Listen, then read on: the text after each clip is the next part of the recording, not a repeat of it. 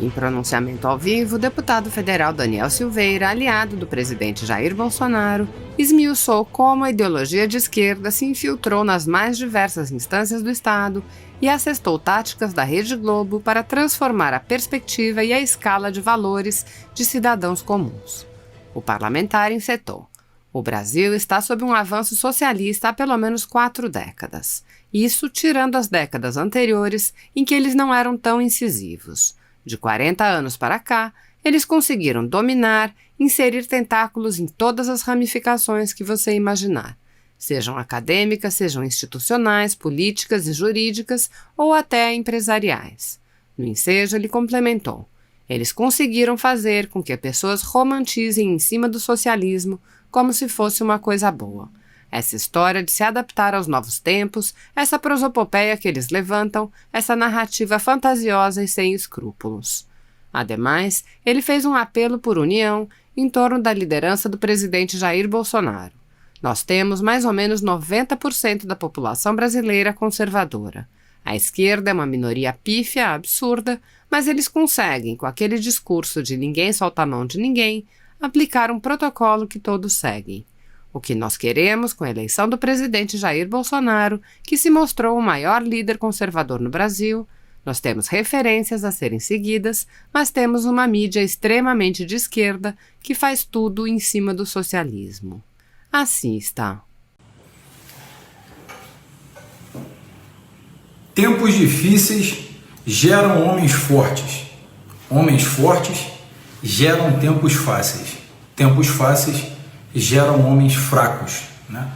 Esse é um ditado velho, máxima, clássica, né, que mostra que a humanidade é um ciclo, né? Quando você tem tempos de verdadeiros terremotos, verdadeiras tempestades, né, tempos de atribulações, você tem homens que são moldados na dor e nunca são esquecidas as lições aprendidas na dor, né?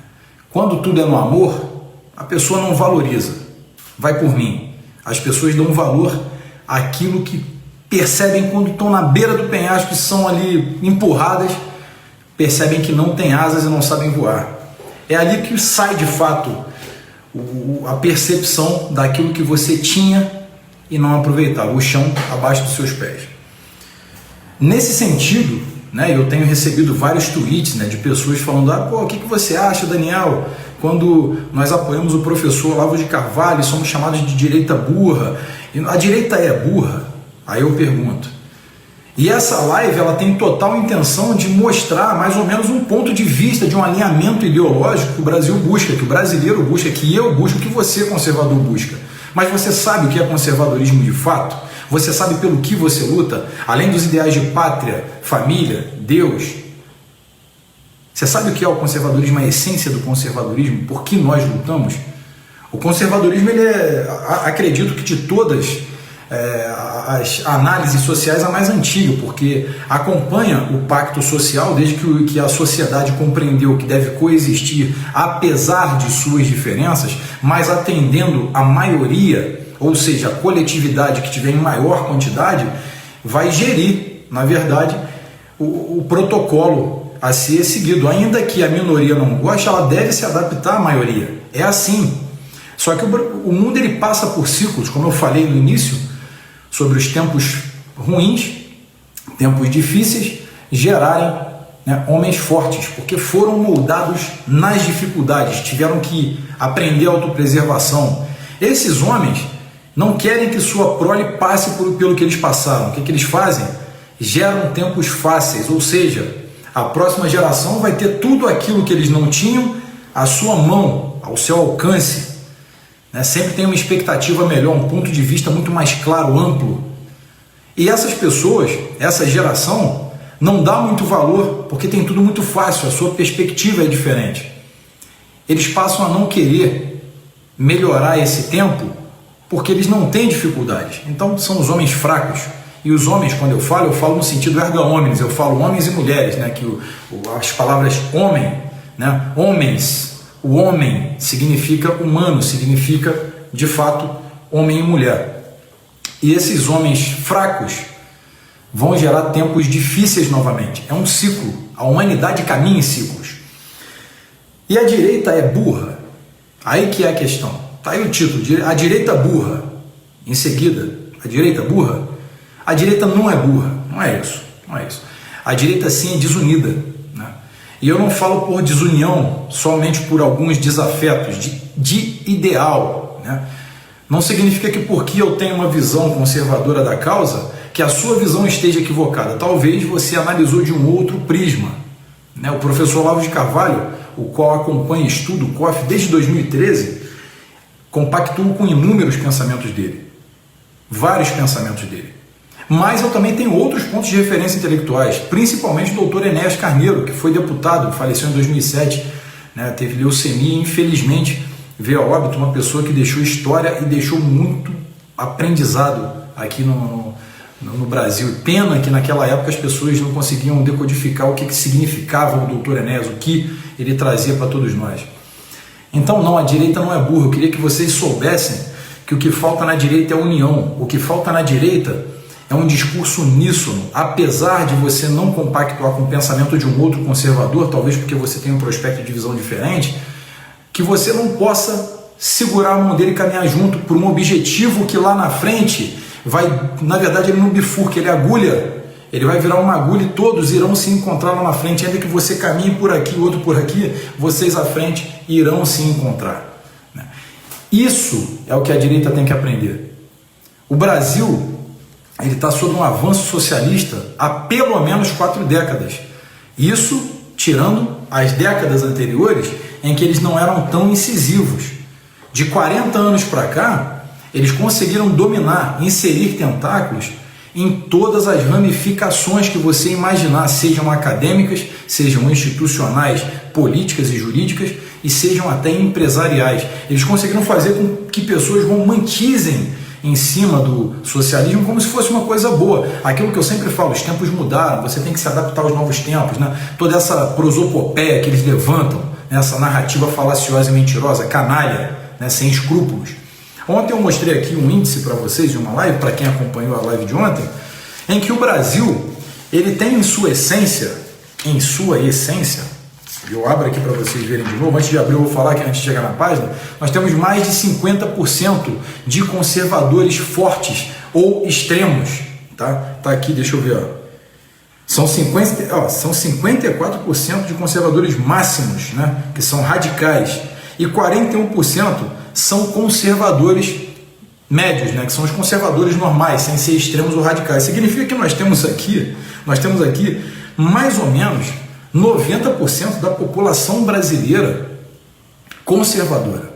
A esquerda é uma minoria ridícula, pífia, absurda, mas eles conseguem, com aquele discurso de ninguém solta a mão de ninguém, aplicar um protocolo que todos seguem. Ou você acha que o Marcelo Freixo é amado dentro do PSOL? Não. Ele tem lá suas desavenças, né? Talíria Petroni, Sâmia Bonfim, Glauber Braga, todos totalmente descartáveis e desprezíveis na política brasileira. Sinceramente, figuras não necessárias, são desnecessárias na política brasileira, mas estão lá porque conseguiram o seu eleitorado totalmente oligofrênico, mas que garantem ali o voto através do sufrágio universal. O que nós queremos aqui no Brasil, com a eleição do presidente Bolsonaro, que se demonstrou o maior líder conservador hoje no Brasil, e eu não estou falando aqui sobre a parte política, mas a parte ideológica da questão. Eu não estou aqui para falar se ele está junto com o Centrão. Essas são articulações políticas para que ele possa avançar politicamente, para que o Brasil possa andar. Eu não estou entrando nesse diapasão, eu estou entrando no diapasão ideológico da coisa. Significa que nós temos referências a serem seguidas, mas nós temos uma mídia, por exemplo, extremamente da esquerda, né? E que ela romantiza de fato, ela sensualiza, ela sexualiza, ela faz tudo em cima do socialismo e vem camuflado e as pessoas aplaudem, seja por meio de telenovelas, tipo aquela novelinha socialista, Malhação, né? As novelas do horário nobre, as notícias da TV, pessoas que antes eram sérias, com terno e gravata, noticiando como âncoras de jornais, passam a apresentar, por exemplo, um programa matutino,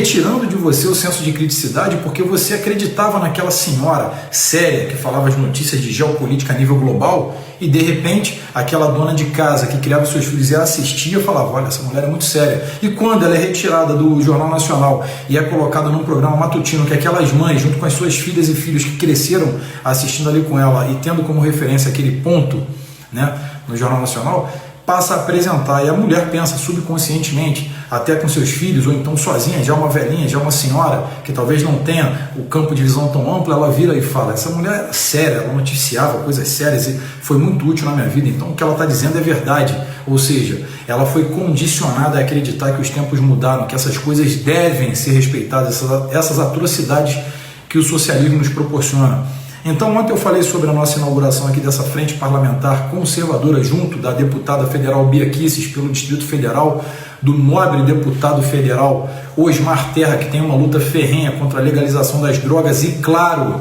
discursos totalmente aprofundados na pauta, bem como o deputado General Girão, que é um deputado que faz um trabalho de excelência, e o senador Girão, que também faz um excelente trabalho junto ao ministro Ernesto Araújo. Nós nos reunimos para uma palestra e reunião, e foi um mini seminário de conservadorismo com várias questões de geopolítica, e essas questões totalmente profundas, partindo não somente de Deus, Pátria e Família, pro-guns, pro-life, pro-family, era muito mais do que isso. Tratamos de geopolítica a nível de narco-estado, do quarto poder paralelo que nasce e principalmente se aprofunda aqui no Brasil, sobre um poder de narcoterror. E nós estamos vivendo isso e pessoas não percebem isso. Eu falo que o conservadorismo é muito além disso, muito mais profundo, porque não é só, claro que é muito importante, ainda que a lâmina social, é isso, Deus, Pátria e Família, nós precisamos aprofundar no conservadorismo a nível de combater o narco-estado.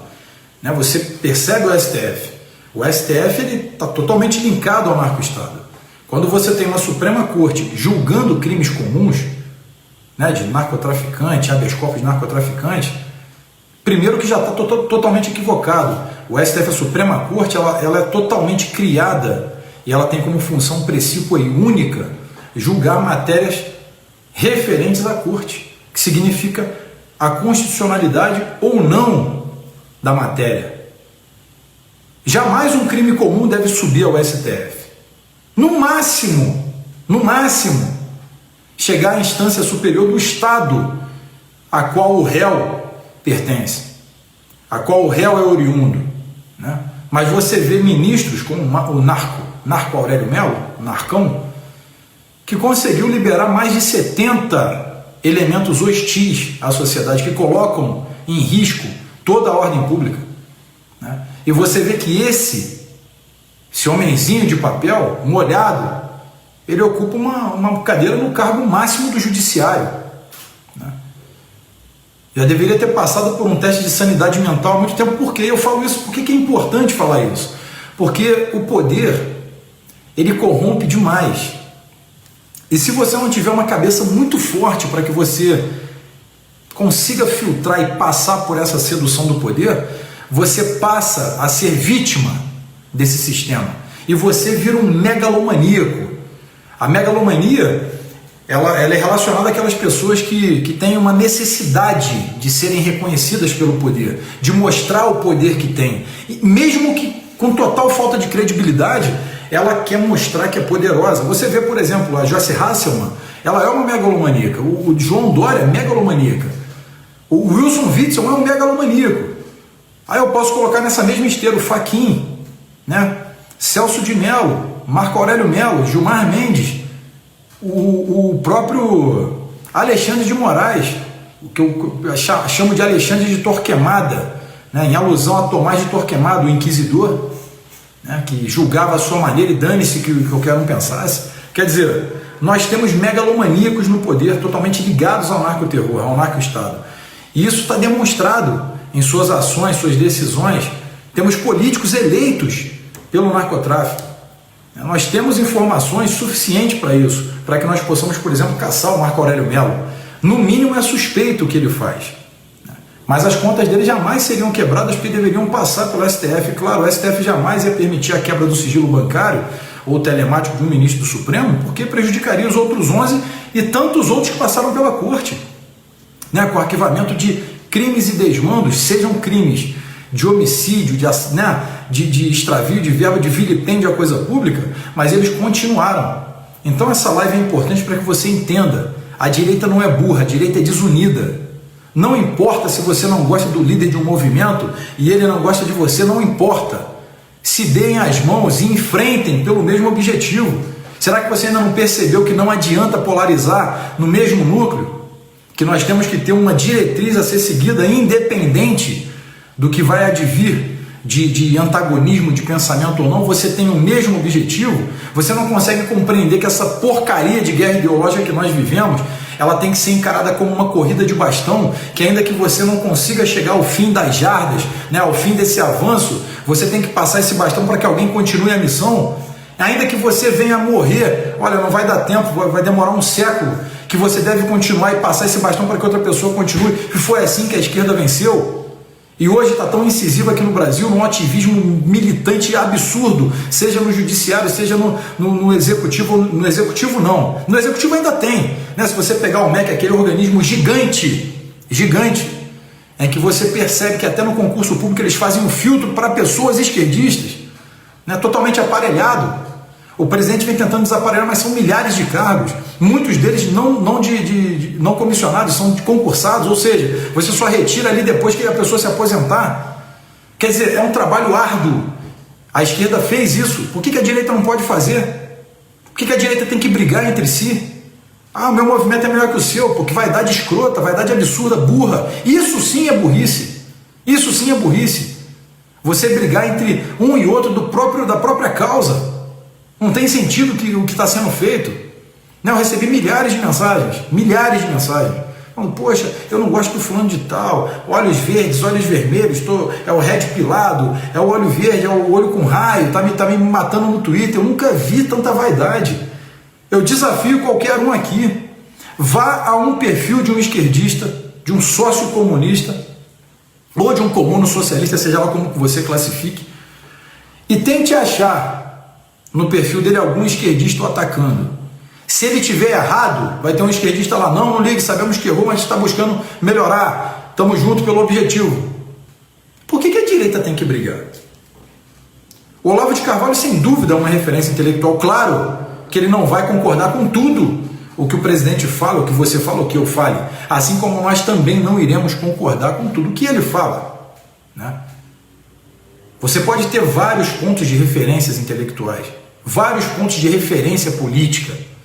O que você não pode fazer é limitar o avanço que nós temos que fazer para combater esse avanço socialista no Brasil, que é de fato concreto, não é uma fantasia que está acontecendo, para que nós possamos de fato avançar e vencer. Não vai ser brigando entre si que a gente vai conseguir alcançar isso. Tá certo? Então, olha só, o que nós precisamos é criticar de fato, mas uma crítica que não gere conflito, uma crítica construtiva. Se a pessoa de fato errou, cometeu um crime, aí você deixa de lado e porrada nele. Agora, o que não pode é ficar brigando por A mais B. Ah, não, tem que entender o pingo bem ali em cima do I. Porra, não tem sentido. Então esse era o meu recado. A direita não é burra, não, mas é desunida. Está precisando se unir. Porque se não acontecer essa união, se não acontecer, e vejam bem, nós corremos o risco de ver em dias ser destruído o que nós viemos tentando construir em anos, que é destronar a esquerda do poder e começar uma nova caminhada, um redirecionamento do país.